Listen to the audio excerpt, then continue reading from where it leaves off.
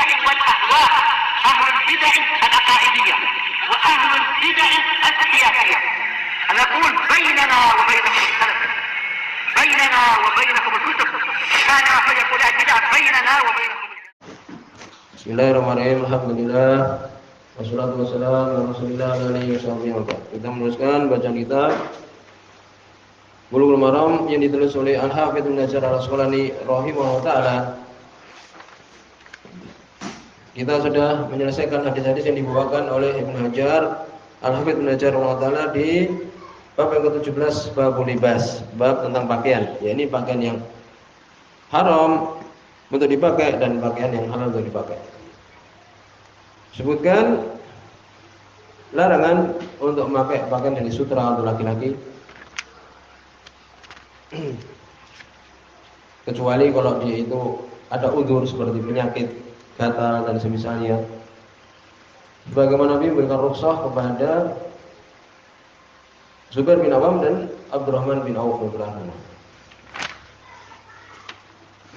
Juga pembahasan larangan memakai baju yang berwarna merah ataupun berwarna kuning, walaupun dalam bahasan ini sebenarnya mengatakan makruh di antara para ulama.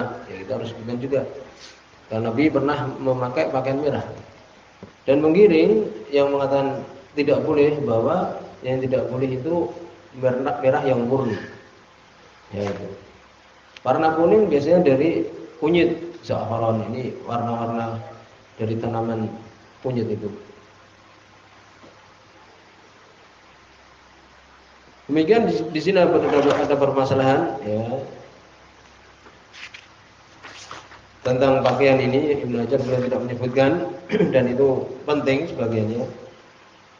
Ya, ini seperti pakaian yang ada gambar manusia dawatul arwah, ini ruh yang ada kepalanya.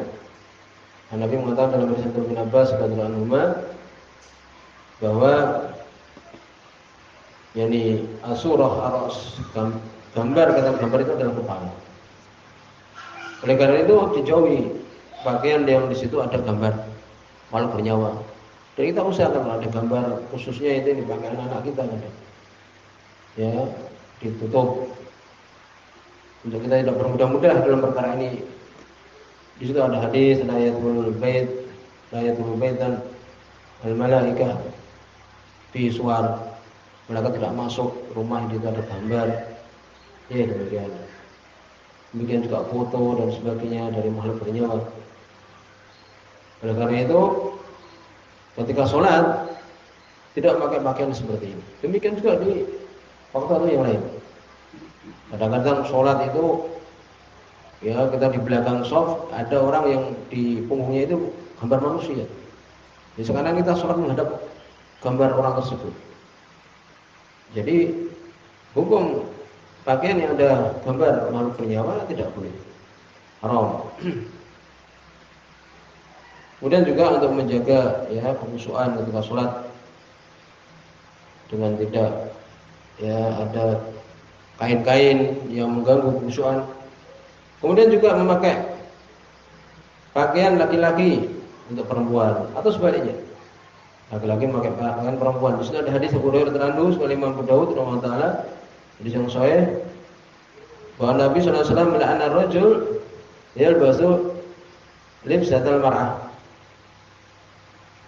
Yakni Nabi melaknat laki-laki memakai pakaian perempuan. Wal mar'ah talbasu libsatal rajul. Demikian juga perempuan memakai pakaian laki-laki, yaitu juga termasuk tasyabuh. Di situ ada hadis juga dari Imam Bukhari dari surat Ibnu Abbas, la'ana Rasulullah sallallahu alaihi wasallam al-mutasyabihat min nisa birijal.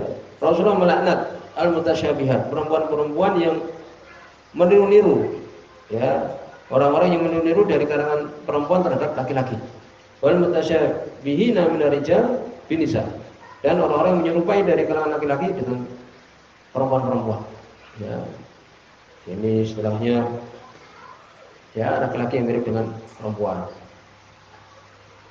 Maka ini adalah tidak boleh, dan sebaliknya tomboy dan misalnya itu istilah mereka bencong, ya tidak boleh.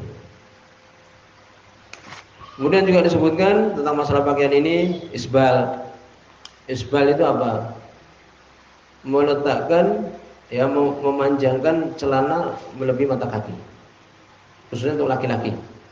Itu haram. Banyak sekali hadis. Sebagai Imam Bukhari, Imam Muslim dari sahabat Ibnu Umar radhiyallahu anhu. Demikian juga yang lainnya. Nabi SAW mengatakan la yanzurullah ila man jara sawbahu khuyala.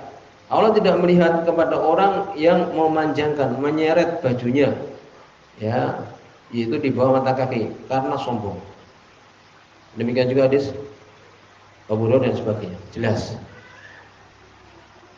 Demikian juga riwayat Imam Muslim dari sahabat Abu Dzar, salasah la yukallimullah. Ada 3 jenis manusia Allah tidak mengajak bicara mereka. Wala yanzuru ilaihim, dan Allah tidak melihat mereka. Wala yuzakim, dan Allah tidak membersihkan mereka. Belum ada pun alim, untuk mereka adab yang pedih. Al-musbil. Musbil tadi orang yang memanjangkan ya celananya, sirwalnya itu di bawah mata kaki. Yaitu wal manan ya orang mengungkit-ungkit kebaikan. Wal munfiq silatahu bil half al-kadhib. Seseorang yang munafak, yakni yang melariskan barang dagangannya itu dengan sumpah yang palsu. Bersumpah supaya dagangannya laris. Ini juga. Demikian juga yang lain yang mahtatal kabaini minal izar fa finar. Segala yang di bawah ya mata kaki ka'ab ini mata kaki dari izar, dari sarung, demikian juga celana sirwal, maka dalam neraka. Nah, ini berhati-hati isbal. Jumhur kita harus sampaikan keadaan sebenarnya ya. Demikian juga pengetahuan. Ya sering kita sebutkan kita harus mengetahui khilaf di antara ulama sehingga kita tidak sewenang-wenang juga. Jumhur ulama berpendapat bukan berarti kita condong pada mereka, tidak sama sekali. Jangan kita kemudian takut dengan haibah kewibawaan jumhur. Kalau sudah bilang jumhur berarti demikian. Jangan. Yang menjadi hakim kita adalah hadis Nabi. Jumhur mendapat bahwa tahrimnya ini adalah kalau dia idza kana khuyala, kalau dia itu sombong. Kan banyak kita dapat orang awam. Aku enggak sombong kok. Sehingga apa? Aku tidak sombong. Sehingga memanjangkan sirwalnya atau jinnya atau ya ini celana panjangnya itu di bawah mata kaki. Dengan alasan apa? Tidak sombong. Ini pendapat jumhur dan ini adalah khotok, ini adalah salah. Bahkan dulu disebutkan seperti Nabi mengatakan kepada Abdullah bin Umar radhiyallahu anhu, ketika apa? Sarungnya itu ke bawah, izar. Irfa izar. Naikkan sarungmu. Padahal beliau bukan sahabat yang sombong kan itu. Jelas. Bahkan disebutkan juga Umar bin Khattab waktu itu ketika meninggal beliau dibunuh oleh Abu Lula al-Majusi itu, beliau mau meninggal itu lihat ada anak muda mendatangi beliau mengatakan angkat yakni sirwalmu, sarungmu di atas mata kaki. Masih sempat menasihati orang padahal dalam badan istilah kita ya mau sakaratul maut. Ya itu. Jadi ini termasuk suatu yang haram. Kalau kita harus tahu jumhur pendapat makruh saja. Inilah pendapat Imam Nawawi dan sebagainya. Yaitu bahwa minimal kita tinggalkan yang ragu-ragu kepada tidak ragu-ragu. Dan itu kita laksanakan perintah Nabi, dapat pahala. Ya demikian. Lalu bagaimana kalau perempuan boleh? Perempuan jaiz. Situ banyak hadis. Di antara hadis Ummu Salamah radhiyallahu anha.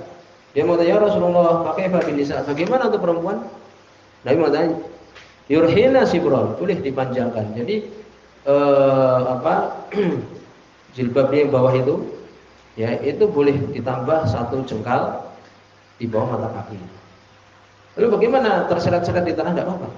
Ya, karena tanah itu kan juga masalahnya adalah suci. Jadi boleh perempuan. Kemudian disebutkan sebagian masalah kaf al-kaftu, ya ini melipat. Jangan ketika kita sholat melipat celana kita dilipat. Dulu awal-awal ngaji mungkin kan masih takut orang tua, ya ini dikira kelompok-kelompok itu dilipat saja. Jangan, baik kaki ataupun lengan baju ini.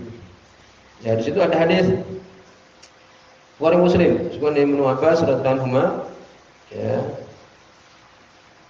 Bahwa Nabi mengatakan sehingga Nabi SAW mengatakan umirtu an asjuda ala sab'ati a'dhum. Aku diperintahkan untuk sujud di 7 yang besar, jelas, ini tempat-tempat sujud. Wa ala akuf thawban wa la sya'ra wal aqfatu. Dan untuk aku tidak melipat baju dan rambut. Rambut digulung, jangan. Rambut digulung jangan. Ini hadisnya. Jadi aku diperintahkan untuk sujud di 7 tempat tadi, kemudian untuk tidak melipat baju. Ya, jadi jangan ketika sholat digulung celana dan digulung bajunya ini. Ya, jangan. Kalau kita untuk cepat-cepat kan, kadang mau imamnya mau rukuk, ya itu dilepaskan dulu lengannya itu yang digulung. Demikian juga hadis yang lain banyak di sini. Jangan melipat ketika sholat. Jangan baju dilipat ketika sholat, baik lengan baju ataupun sirwal. Ya, itu. Kemudian juga larangan sholat saub wahid. Ya, yang dia itu tampak auratnya tidak boleh. Boleh satu baju yang tidak tampak auratnya satu boleh. Ataupun 2 baju pakai sirwal, pakai jubah boleh. Kemudian juga ya larangan sholat laisa fi atiqi syai', ya ini di pundaknya tidak ada sesuatu pun sampai tampak auratnya, makanya tidak boleh.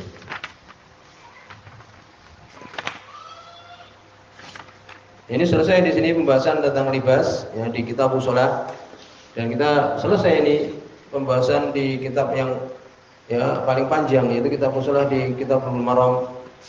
Kalau kita ya ingin menyimpulkan dari bab-bab yang telah lewat dari kitab libas ini, ya kitab Thaharah ini, ya setelahnya itu kitab shalah. Ini bab-bab di kitab shalah yang sudah kita selesaikan, dan dia ada 17 bab di kitab shalah ini. Mulai dari babul mawaqit, ya, secara ringkas ya, bab tentang waktu-waktu sholat. Jadi seorang dia memperhatikan waktu-waktu sholat, khususnya kalau kita ya waktu zuhur dan subuh, benar-benar perhatikan. Kemudian tentang adzan, ya bab adzan. Kemudian yang ketiga bab syurut sholat, syarat-syarat sah sholat, ini diperhatikan. Di dalam keadaan dia berwudu, demikian juga menghadap kiblat, demikian juga tempatnya suci dan sebagainya sudah lewat. Kemudian keempat bab sutratul musolli, sutrah untuk orang ketika sholat. Kesimpulan adalah wajib hukumnya, walaupun jumhur mendapat sunnah saja sutrah. Kemudian anjuran untuk khusyuk tentang masjid-masjid, kemudian sifat sholat panjang lebar tentang tata cara sifat sholat. Kemudian sujud sahwi, sujud tilawah, sujud syukur. Kemudian bab sholatul tatawwu, sholat sunnah. Kemudian sholatul jamaah, sholat berjamaah, sholat musafir, sholat Jumat, sholat khauf, sholat idain, sholat khusuf, sholat istisqa, dan terakhir bab libas. Sampai di sini, semoga sudah ilahi anta.